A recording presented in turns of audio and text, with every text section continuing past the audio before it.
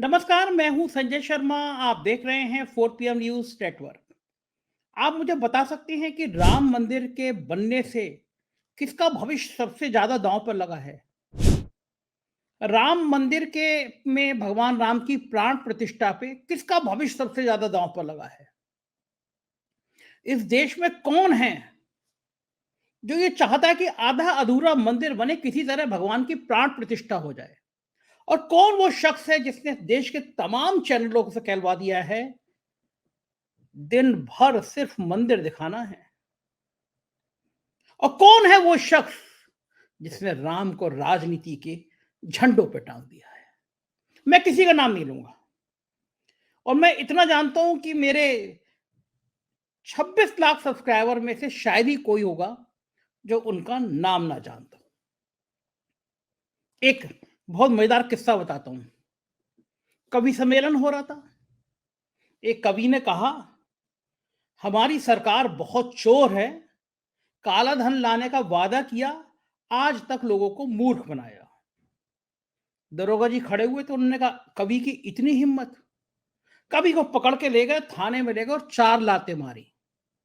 उसने कहा, दरोगा जी ने कहा कवि से कि तो हमारी सरकार को चोर कहते हो? तो उसने कहा, सर हमारी सरकार तो कहा ही नहीं, मैंने तो आपने पूरा सुना नहीं, मैंने कहा था कि सरकार चोर है, काला धन वापस लाने का वादा किया, लाई नहीं। कौन से मुल्क की सरकार है, मैंने ये थोड़ी ना कहा था। दरोगा जी ने 2 डंडे और मारे और कहा, हमें नहीं पता कि कौन सी सरकार चोर है। तो फिर मैं ये बात आपको इसलिए नहीं कह रहा हूं कि आप मेरी लाइनों को समझ गए होंगे कि राम को किसने राजनीति के झंडों पे टांग दिया है, राम को किसने सत्ता के फेरों में उलझा दिया है। कौन चाहता है कि मंदिर बने ना बने, आधे अधूरे मंदिर में राम प्रतिष्ठा, भगवान राम की प्राण प्रतिष्ठा हो जाए, चुनाव की नैया पार हो जाए। और मुझे हरिओम पवार, मेरे फेवरेट कवि, मुझे बहुत पसंद है कवि। उनकी राम के ऊपर एक कविता है। जब मैं इस कविता को सुनता हूं तो मेरे राम, मेरे मर्यादा पुरुषोत्तम राम मेरी आंखों के सामने आ जाते हैं। उस कविता की कुछ पंक्तियां मैं आपको पढ़ के सुनाता हूं। मुझे मुझे बहुत पसंद है वो कविता। हरिओम जी ने लिखा है कि जब पूजा के घर में दंगा होता है, जब पूजा के घर में दंगा होता है, गीत गजल छंदों का मौसम रोता है। जब पूजा के घर में दंगा होता है, गीत गजल छंदों का मौसम रोता है। मीर निराला दिनकर मीरा रोते हैं, मीर निराला दिनकर मीरा रोते हैं, गालिब तुलसी जिगर कबीरा रोते हैं। भारत माँ के दिल में छाले पड़ते हैं, लिखते लिखते कागज काले पड़ते हैं। राम मिले हैं वचन निभाती आयु को। कितनी सुंदर लाइनें हैं। राम की पूरी परिकल्पना दिमाग में रख के करिएगा और फिर सुनिएगा इन लाइनों को। राम मिले हैं वचन निभाती आयु को, राम मिले हैं घायल पड़े जटायु को, राम मिले हैं वचन निभाती आयु को, राम मिले हैं घायल पड़े जटायु को, राम मिलेंगे अंगद वाले पांव में, राम मिलेंगे अंगद वाले पांव में, राम मिलेंगे पंचवटी की छांव में। पंचवटी की छांव में राम रहते हैं। राम को महलों की, सोने के दरवाजों की जरूरत नहीं है। वो गांव गली गली खलिहान के दरवाजे पे रहने वाले राम हैं मेरे। राम मिले हैं वचन निभाती आयु को, राम मिले घायल पड़े जटायु को, राम मिलेंगे अंगद वाले पांव में, राम मिलेंगे पंचवटी की छांव में। राम मिलेंगे मर्यादा से जीने में, हर समय झूठ, प्रपंच, नाटक, हत्या, दंगे, जहर नहीं मिलते राम में। राम मिलेंगे मर्यादा से जीने में, राम मिलेंगे बजरंगी के सीने में। राम मिले हैं वचनबद्ध वनवासों को, राम मिले हैं वचनबद्ध वनवासों में, राम मिले हैं केवट के विश्वासों में। राम मिले अनुसुईया की मानवता को, राम मिले अनुसुईया की मानवता को, राम मिले मां सीता जैसी पावनता को। राम मिले ममता की मां कौशल्या को, राम मिले ममता की मां कौशल्या को, राम मिले हैं पत्थर भनी अहिल्या को। राम नहीं मिलते मंदिर के फेरों में। लाइन सुनिएगा। और ये वो 2 लाइनें हैं जिन पे पूरा इतिहास नाच करेगा कि किसी कवि ने इस दौर में ये लाइनें लिखी थी जो मौजूदा व्यवस्था को आईना दिखाने के लिए काफी हैं। राम कहां मिलेंगे ये इन 2 लाइनों में पता चलेगा। राम नहीं मिलते मंदिर के फेरों में, राम मिलेंगे शर्वरी के झूठे बेरों में। राम नहीं मिलते मंदिर के फेरों में, राम मिलेंगे शर्वरी के झूठे मेरे फेरों में। राम मिले ममता की मां कौशल्या को, राम मिले हैं पत्थर बनी अहल्या को। राम नहीं मिलते मंदिर के फेरों में, राम मिले शर्वरी के झूठे बेरों में।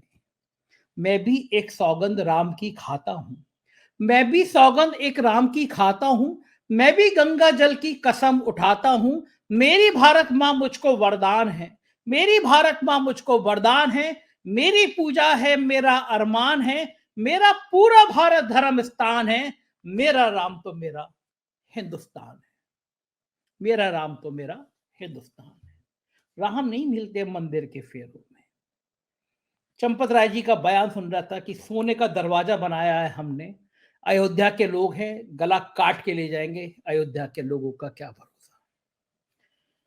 राम मंदिर ट्रस्ट के सर्वे सर्वा बने हुए चंपत राय के अयोध्या में जिस राम राज्य की कल्पना करके राम मंदिर बनाया जा रहा है, उस ट्रस्ट के सर्वे सर्वा के बयान में हमने राम के लिए मंदिर सोने के किवाड़ दरवाजा बनाया है। क्या पता आपका पुजारी का गला काट के ले जाए।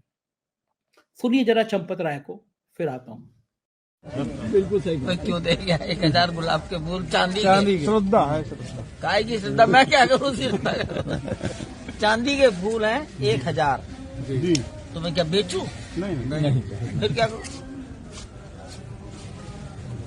आप ही सोच के बताओ। ईश्वर प्रेरणा से कहीं ना कहीं उसको भी स्थान मिलेगा।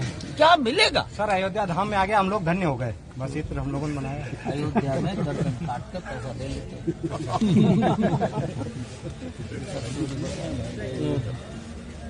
हमने अपने दरवाजे में सोना मड़वाया, मड़वा तो दिया, मुझे बना तरह से चलती कौन करेगा। एक दरवाजे की कीमत 60 करोड़ हो गई।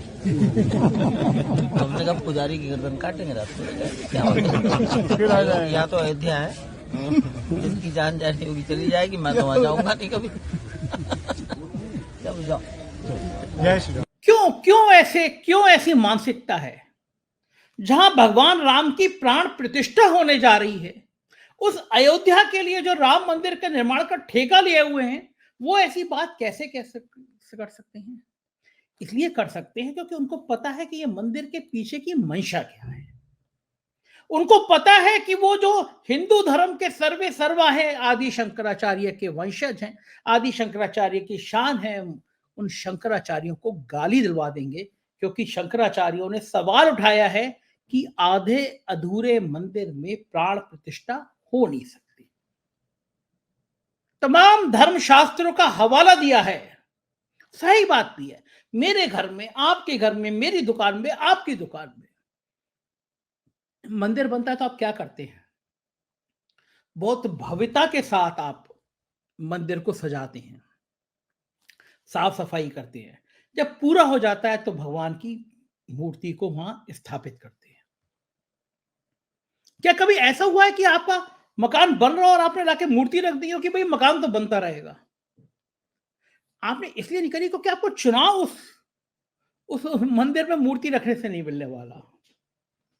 आपको 2024 का चुनाव इन मंदिरों की मूर्ति से लड़ना है, इसलिए आपने ये ध्यान नहीं रखा कि क्या धर्मशास्त्र कहते हैं, क्या शंकराचार्य कहते हैं, क्या हिंदू धर्म कहता है।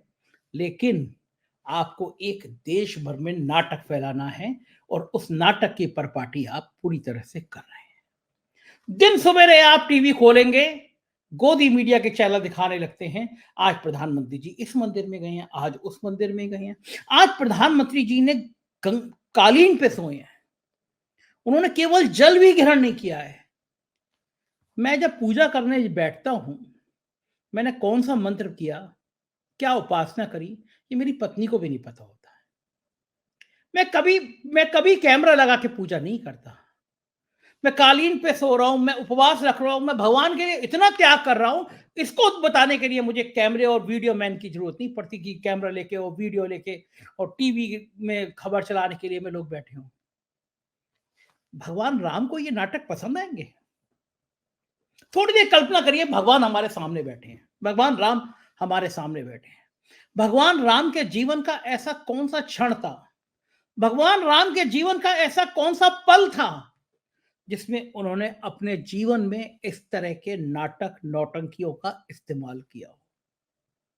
अगर मैं भगवान राम का अनुसरण करता हूं, अगर मुझे भगवान राम प्रिय हैं, अगर मुझे भगवान राम आराध्य हैं, तो मैं क्या यह नाटक करूंगा कि मैं अपने प्रभु राम के लिए उपासना कर रहा हूं, पानी नहीं पी रहा हूं, कालीन पर सो रहा हूं, उसका प्रचार किया जाए, गोदी मीडिया के चैनलों को मैं कहलवाया जाए कि दिन भर तुम्हें राम राम राम राम मंदिर दिखाना है और बताना है कि राम जी कहां तपस्या करने गए, और उसके बाद दिखाना है कि मैं भी वहां तपस्या करने गया।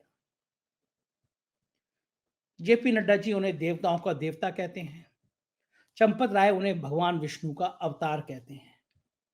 मैं कभी इस देश में कल्पना नहीं कर सकता था कि भक्तों की बुद्धि इतनी खराब हो जाएगी, भक्तों की बुद्धि में इतना गोबर भर जाएगा। गोबर कह रहा हूं, गाय भैंस का ये मैं नहीं कह रहा हूं। भक्तों की बुद्धि में इतना गोबर भर जाएगा कि वो शंकराचार्य पे कटाक्ष करने की हिम्मत करेंगे। वो कहेंगे कि शंकराचार्य गलत कह रहे हैं। मेरे यहाँ ज्योतिषी राजीव नारायण जी आते हैं, ज्योतिषी का प्रोग्राम करते हैं, आप सबने देखा है उनको। उन्होंने कहा, उन्होंने धर्मशास्त्र की किताब दिखाई मुझे, उसका अध्ययन करके उन्होंने बताया कि किस पेज पे लिखा है, और उन्होंने कहा कि आधे अधूरे बने मंदिर में, वो भी भगवान राम जैसे बड़े, सबसे बड़े भगवान के मंदिर में, शिव भी जिनकी उपासना करते हैं, उस मंदिर का आधा अधूरा निर्माण देश को, राजा को और प्रजा को खतरे में डाल देगा।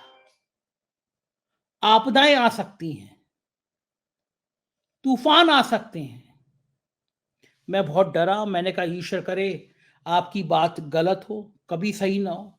और राजीव जी ने जिस दिन मुझसे ये कहा, राजीव जी ने जब मुझसे ये बात कही और मेरा शो हुआ, मैंने शो में ये बात कही कि राजीव जी ऐसा बात कह रहे हैं, और प्राण प्रतिष्ठा होने से पहले पूरा देश कांपा और भूकंप के झटके सुनाई दिए। राजीव जी ने एक ट्वीट किया है, उस ट्वीट में लिखा है, अधूरे राम मंदिर में शास्त्र विहीन प्राण प्रतिष्ठा का पूजन, 16 जनवरी को आरंभ, देवीय प्रकोप का प्रभाव, सेंसेक्स बुरी तरह टूटा, 1628 पॉइंट नीचे आया, 2 साल में इतनी गिरावट कभी महसूस नहीं की गई। राजीव जी का कहना है कि 16 जनवरी को पूजन प्रारंभ और 16 जनवरी को शेयर बाजार धड़ाम, 2 सालों की सबसे बड़ी गिरावट, लगभग 4 लाख करोड़ रुपया डूब गया लोगों का। राजीव जी ने मुझे फोन करके कहा कि इस घड़ी को टालना चाहिए, बहुत बड़ी बड़ी प्राकृतिक आपदाएं आएंगी, भगवान राम के मंदिर को, आधे अधूरे बने मंदिर को इस तरह इस्तेमाल नहीं करना चाहिए, जब तक मंदिर कंप्लीट ना हो जाए प्राण प्रतिष्ठा नहीं करना चाहिए। मोदी जी चुनाव जीतने के लिए प्राण प्रतिष्ठा करा रहे हैं, पूरा माहौल बनाना चाह रहे हैं जिससे लोगों का ध्यान बेरोजगारी पे, किसानों पे, गरीबी पे ना जाए, हर जगह सिर्फ राम मंदिर की चर्चा हो, लेकिन वो ये नहीं जानते कि देश का कितना विनाश करने जा रहे हैं। राजीव जी ने कहा है कि शास्त्रों में यह लिखा है कि जब तक मंदिर कंप्लीट ना हो जाए, मंदिर के ऊपर पताका ना लहरा जाए, जिसको धर्म पताका कहते हैं, मंदिर के ऊपर कलश स्थापित ना हो जाए, तब तक मंदिर में भगवान की मूर्ति की प्राण प्रतिष्ठा नहीं करानी चाहिए। कल मैं देख रहा था कि शंकराचार्यों के ने भी यही बात कही, और शंकराचार्य ने जब ये बात कही तो भक्त तिलमिला गए और उन्हें बहुत अपशब्द कहना शुरू कर दिया। थोड़ी देर को विचार करिए, आप भक्त हैं तब भी सोचिए, आपकी भक्ति अपने साहेब के प्रति ज्यादा है या आपकी भक्ति अपने राम के प्रति ज्यादा है? और अगर अपने राम के प्रति ज्यादा है तो मेरी बात पे विचार करिए। मुझे भले आप मुझे गाली देते हैं, गाली देते रहिए, लेकिन विचार करिए, क्या भगवान राम के मंदिर के पूरा होने के बाद भगवान राम के मूर्ति की प्राण प्रतिष्ठा नहीं कराई जानी चाहिए थी? सेंट्रल विस्टा कोरोना काल में नई संसद बनाई जा सकती है, दिन रात करके बनाई जा सकती है। तो एक साल में दिन रात काम किया जाता, एक साल के अंदर मंदिर पूरा किया जाता, तब भगवान राम की मूर्ति वहां रखी जाती। आप सोचिए, जहां पे गर्भगृह में मूर्ति रख दी गई, उसके ऊपर मजदूर आएंगे, मिस्त्री आएंगे, गरीब लोग होते हैं, वहीं बैठ के बीड़ी पीते हैं। सैकड़ों हजारों मजदूर काम कर रहे होंगे, कोई दारू भी पिएगा, कोई बीड़ी पिएगा, कोई सिगरेट पिएगा, कोई पान खा के वहां थूकेगा। इतने बड़े मंदिर में जहां हजारों लोग काम कर रहे हैं, वहां ये सब होंगे। मजदूर मिस्त्री जूते लेकर, चप्पल पहन के वहां ऊपर चले जाएंगे और नीचे भगवान गर्भगृह में रहेंगे। क्या ये उचित है? क्या ये सही है? दरअसल मोदी जी डर गए हैं। मोदी जी को लग रहा है कि अब 2014 और 2019 वाला माहौल नहीं है। पुलवामा नहीं है, सर्जिकल स्ट्राइक नहीं है, राष्ट्रवाद नहीं है, धर्म के नाम पर उफान नहीं है। लोग अपने अपने मुद्दे उठाने लगे हैं। लोग मोदी जी के झूठे वादों की बात करने लगे हैं। लोग पूछने लगे हैं कि खातों में 15 लाख क्यों नहीं आए। लोग पूछने लगे कि हर साल 2 करोड़ लोगों को नौकरी क्यों नहीं दी गई। लोग पूछने लगे हैं कि काला धन वापस क्यों नहीं आया। लोग पूछने लगे हैं कि आपने कहा था 2022 तक हर किसी के सर पर छत होगी, मकान क्यों नहीं मिले। और लोग पूछने लगे हैं कि जीडीपी के आंकड़ों में इतना हेरा फेरी क्यों की जा रही है। लोग पूछने लगे हैं कि आंकड़े छुपाए क्यों जा रहे हैं। और लोग पूछने लगे हैं कि मालदीव जैसा छोटा देश, नेपाल जैसा छोटा देश हमको आंखें क्यों दिखाने लगा। हमारे सारे पड़ोसी देश हमसे नाराज क्यों हो गए। लोग पूछने लगे हैं कि हमारे प्रधानमंत्री को राष्ट्रपति को चाय बना के पिलाते रहे और वो उसने हमारे सैनिक मार दिए। और लोग पूछने लगे हैं कि सरदार पटेल की प्रतिमा से लेकर इस देश के हजारों करोड़ बड़े बड़े ठेके चीन को क्यों दिए जा रहे हैं। ये सवाल जब प्रधानमंत्री से पूछने लगे तो प्रधानमंत्री समझ गए कि अब देश के हालात बेकाबू हो रहे हैं, अब चीजें खराब होनी है। उनको नजर आने लगा कि बिहार, बंगाल, महाराष्ट्र, कर्नाटक, यहां पे बड़ी संख्या में लोग गुस्से में हैं, नाराज हैं। तो एक ही उपाय है कि सब लोगों को राममय कर दो। मंदिर बन नहीं सकता था, चुनाव सिर पे हैं, तो किसी तरह से आधे अधूरे मंदिर में प्राण प्रतिष्ठा करा दो। सारे गोदी मीडिया के चैनलों को लगा दो कि दिन भर तुम्हें सिर्फ राम मंदिर, राम मंदिर, राम मंदिर की धुन बजानी है। मैं जो कर रहा हूं वो दिखाना है। लोगों के मन में हर हालत में ये बढ़ा देना है कि सिर्फ मैं ही राम मंदिर बना सकता हूं। हजारों करोड़ रुपए फूक दो, गांव गांव में चावल पहुंचा दो। चावल कहीं से आए, मैं इस पर कुछ कमेंट नहीं कर रहा। लोगों को प्रसाद पहुंचा दो, प्रसाद कहीं से आए। राघव को भगवान राम की फोटो पहुंचा दो, कहो कि भगवान राम की इज्जत का सवाल है, वोट मुझे दे। क्या भगवान राम कहीं होंगे तो वो देख नहीं रहे होंगे? वो देख नहीं रहे होंगे उनके भक्त उनके नाम पर क्या खेल कर रहे हैं। कैसा लग रहा होगा उनको? उनकी अपनी सरयू नदी, उनकी अपनी अयोध्या इस तरह नेताओं के आचरण से मैली हो रही है। इस तरह नेताओं के गलत बयानी से मैली हो रही है। मीडिया का क्या हाल है, ये वहां के पूर्व विधायक हैं पवन पांडे, उन्होंने बताया कि मीडिया कर क्या रही है, आधा अधूरा सच कैसे दिखा रही है। सुनिए पवन पांडे ने गोदी मीडिया की धुलाई कैसे की है। कल से कुछ समाचार चैनलों पर यह समाचार चलाया जा रहा है कि समाजवादी पार्टी के राष्ट्रीय अध्यक्ष, पूर्व मुख्यमंत्री उत्तर प्रदेश सरकार को अयोध्या प्राण प्रतिष्ठा का निमंत्रण दिया गया और उन्होंने ठुकरा दिया। मैं उन चैनल के लोगों से कहना चाहता हूं कि आप पत्रकारिता छोड़कर जो चमचागिरी कर रहे हैं, कृपया इसे बंद करिए। अगर आपके पास इस बात का प्रमाण है कि अखिलेश यादव जी को निमंत्रण दिया गया, तो साक्ष्य के साथ अपने चैनल पर उसको प्रस्तुत करिए। अगर कोरियर से भेजा गया तो उस कोरियर की रसीद, जो उनके घर पर रसीद, या तो उनके घर पर निमंत्रण स्वीकार किया गया और रसीद जहां से भेजा गया उसे अपने चैनल पर दिखाइए। आप पत्रकारिता को छोड़कर जो एक गलत प्रचार प्रसार करने की परंपरा चला रहे हैं, इसको बंद करिए। आप पत्रकार हैं तो पत्रकारिता की तरह करिए। किसी के बारे में गलत प्रचार करना, दुष्प्रचार करना ये बंद कर दीजिए। और मैं समझ नहीं पा रहा हूं, प्राण प्रतिष्ठा भगवान श्री राम तो सबके हैं, मर्यादा पुरुषोत्तम राम तो कणकण में है। हम समझ नहीं पा रहे हैं कि पत्रकार बंधुओं आपको इतना दर्द क्यों है। कौन दर्शन करेगा, कौन दर्शन नहीं करेगा, सबसे ज्यादा आपके पेट में दर्द हो रहा है। आप लोग तो ऐसा प्रचार कर रहे हैं जैसे लगता है कि 22 जनवरी के बाद प्रभु श्री राम मंदिर में रहेंगे ही नहीं, प्रभु श्री राम मंदिर छोड़कर कहीं और चले जाएंगे। क्या 22 जनवरी के बाद कोई अगर दर्शन करने जाएगा, पूजन करने जाएगा, तो प्रभु श्री राम, मर्यादा पुरुषोत्तम श्री राम मंदिर में नहीं मिलेंगे? कृपया अपने इस जो गोदी मीडिया की जो परंपरा है, इसको बंद करिए। गलत प्रचार प्रसार करना बंद करिए। अपने पत्रकारिता धर्म को निभाइए, वरना आने वाली नस्लें बताएंगी कि आप पत्रकार नहीं थे, आप केवल दिन भर चाटुकारिता करते थे। धन्यवाद। सुना आपने, ये थे पवन पांडे। अब आप मुझे बताइए, थोड़ी देर को ईमानदारी से बताइए, क्या मैं गलत कह रहा हूं? क्या पूरा मंदिर नहीं बनना चाहिए था? क्या मंदिर का इस्तेमाल चुनाव के लिए नहीं किया जा रहा है? प्रभु से कामना है मेरी, भगवान राम से प्रार्थना है मेरी, कोई भी शख्स अगर आपके नाम का राजनीति में इस्तेमाल कर रहा हो, उसकी बुद्धि को दुरुस्त कीजिएगा और उसके मनोकामनाएं, जो कुत्सित मनोकामनाएं हैं, उनको मत पूरी होने दीजिएगा। आपके नाम पर राजनीति देश में नहीं होनी चाहिए। मुझे आप लोगों के कमेंट का भी इंतजार रहेगा। अपनी राय से जरूर अवगत कराइएगा। हमारे राज्यों के चैनल हैं 4 PM यूपी, बिहार, गुजरात, महाराष्ट्र, कर्नाटक, राजस्थान, बिहार, मध्य प्रदेश और 4 PM बॉलीवुड, उन्हें भी सब्सक्राइब करिएगा, चैनल को ज्वाइन कीजिएगा। शुक्रिया, थैंक यू।